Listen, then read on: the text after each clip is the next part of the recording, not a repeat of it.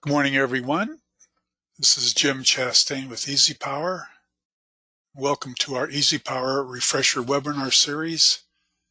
Today's topic is series rating. Comes up now and again, but it's something we don't talk that much about. It's been in the tools for a fair amount of time. And because of the questions, I want to make sure that everybody understands how the dots are connected behind the scenes and how you can take advantage of it. So again, welcome all to the session this morning. And as we are in the habit of doing, I want to run a couple poll questions while we're kind of syncing up. And the first one is, as part of an arc flash study, how often do you perform an equipment duty report? So if you would please participate by sharing your response. There's obviously no obligation and no right or wrong answer. Trying to get a feel for kind of where the audience perspective lies. So it looks like we have a quorum here. Let's go ahead and close this poll question and share the results. So it looks like we're kind of evenly split on the topic. And then the next question, how often do you rely on series rating to improve your equipment duty results? Again, what we're trying to do is share more knowledge about the equipment or the tools and help you ascertain whether or not it's an improvement in what you're trying to do for your customer or your clients. Here's how the responses came in on this question. So it's something that's not usually done. Hopefully, as a result of this presentation, you'll have a little bit more insight to what's going on. So what we're going to do today is talk about series rating, what it is, where to find it, how you can change it, and how it works with EasyPower.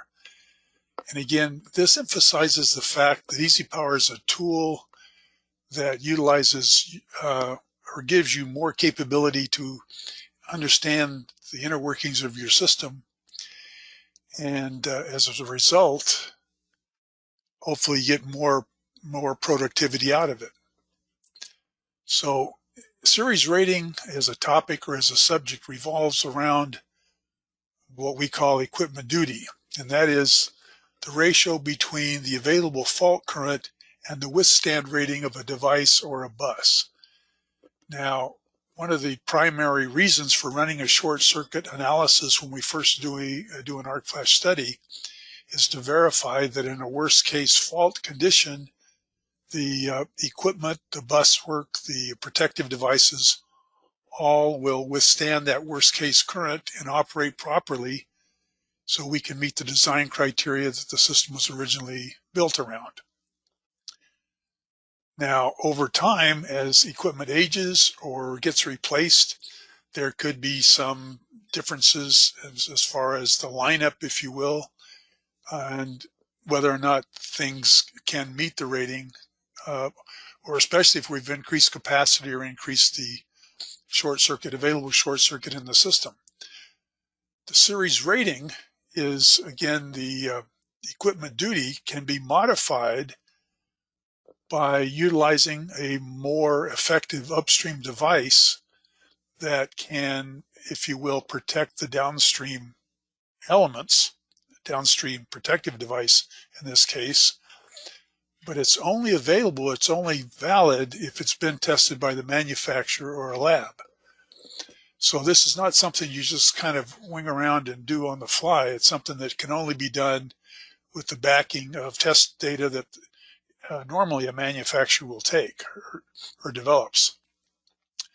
So what I've done is I've downloaded this document from Square D's technical library, just searching on series rating, and I came up with this 20-page document. And it's a good source of information. The part that I'm looking at specifically is the test results and the series rating for downstream elements based upon certain combinations of devices. And so I've picked out a couple different items here on page 14 and 18. And 14, I'm looking at the think it's the LH. So I just put together a one-line diagram, but I wanted to focus on specific elements. So I picked out the LH 480 volt breaker, which has an effect on, or the ability to protect to some extent, the downstream FD breaker. You'll see that when I get to the EasyPower display. Likewise, on page 18, I picked out the LI, and it's protected by an EDB, or protects an EDB downstream. Now in EasyPower, this is all done in the device library. For instance, if I go into a Square D library page and select the LH breaker, it shows the interrupt rating for different voltage levels, and specifically we're looking at the 480 volt application now. If I select this and then go to the series rated devices, what the element shows me is for this device, the LH device, it will protect or improve the rating for an FD downstream breaker at these instantaneous ratings for these voltage levels. So here's how it looks in EasyPower.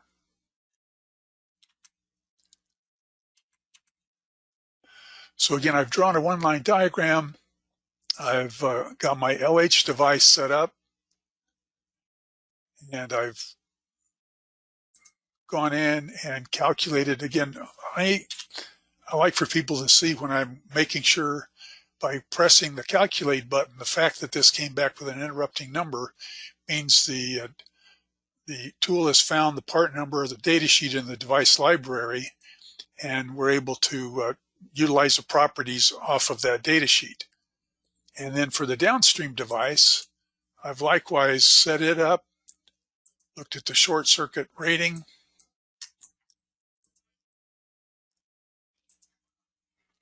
So now I'm going to go into short circuit focus and run an equipment duty report. I'm just going to isolate it to this particular leg.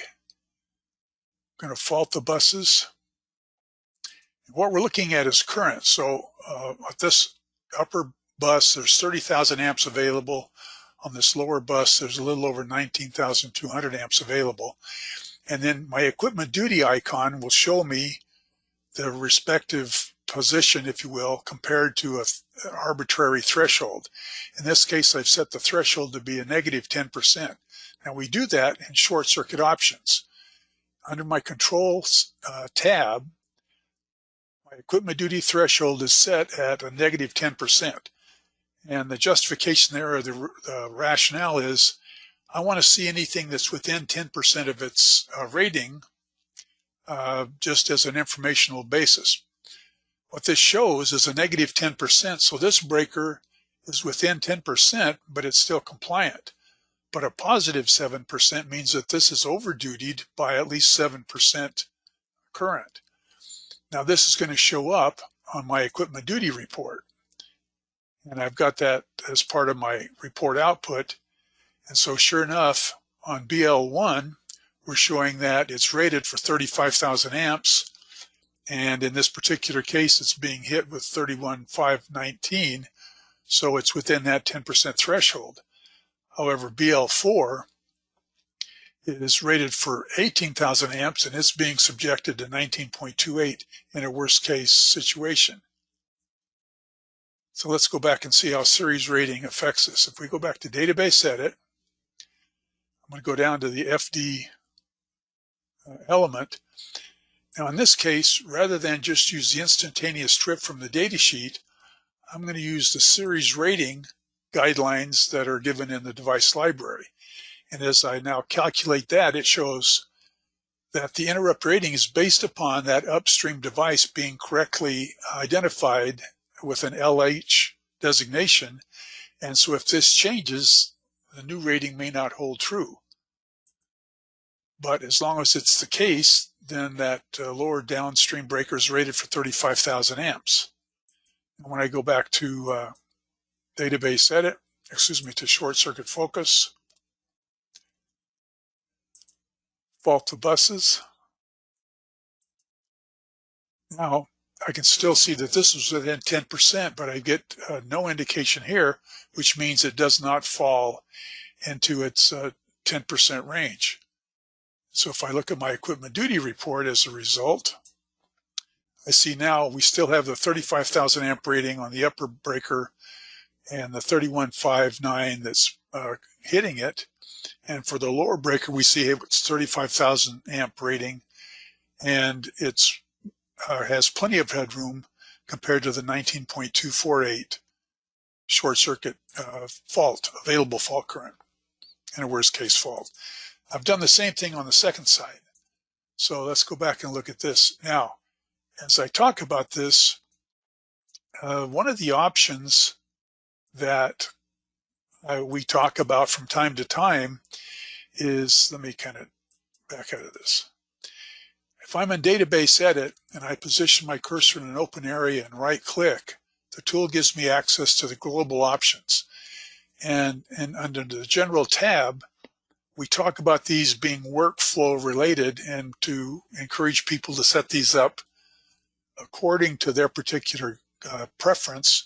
One of these icons is the auto calculate field, and I intentionally do not auto calculate because I want people to see when I'm utilizing the calculate button. The reason for bringing that up is it could have some potential effect on the particular setting, because to see the change I have to use calculate, and again this comes up as a warning: if I change that upstream breaker, then the new setting may not hold true. So the point I'm making, if I change that upstream breaker and I have auto calculate on, it won't necessarily catch this particular change. Whereas if I do change it, in this case, I'll get an error in my short circuit report. So back to the short circuit. Let's go ahead and fault all of them.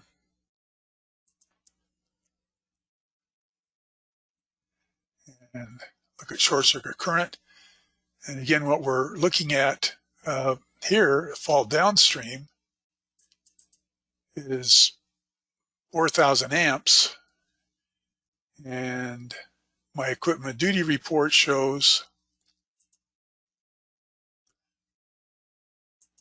that nothing's being violated. And on the report, I should see the same thing. Of course, I got to select all.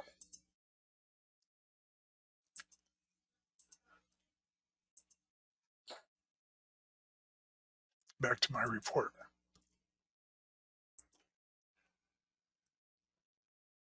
So the lower breaker is now rated for 40,000 amps, and it's only being hit with 30,000. Okay, so that's series rating, and it's based upon the connection in the device library between information between the breakers, and that device library entry is based upon information that the manufacturer supplies to EasyPower. Now, the same thing can take place with fuses. And so from this same Square D document, I've pulled up a page, page 10 here, and I see for a class R fuse in the 400 amp range, it can protect a KH breaker, protect any one of these breakers, but a KH breaker in the 70 to 250 amp range with 100%, 100,000 amp maximum rating. Now, this, in fact, if you go through and read all, it's worthwhile reading this footnotes and the directions in this Square D tech support note or any manufacturer's details. They talk about the number of poles. There's a bunch of footnotes that's referenced, so it's not something that's quite as clean as we see, but consequently it's not in the device library, but it can still be implemented in EasyPower. And so I've set up another circuit that looks like this, and let's go in and take a look at this. Now, while I'm here, one of the things that I encourage people to do when you're first starting to use the tool is start with a very simple one-line diagram. Very frequently, people will come in with a fully drawn one line and have a bunch of mistakes on it. And what I encourage them to do is to deactivate or isolate portions that are getting in the way until you sort it out. And you do that with this activate and deactivate selection up here at the top. So for the beginning part of this discussion, I deactivated my fuse circuit. But what we're looking at is a generic RK1 400 amp fuse and its effect on a KH breaker. Now what we have, if we come in and look at this breaker by itself and calculate, it shows that it's rated for 35,000 amps. If we go in and fault our bus and short circuit,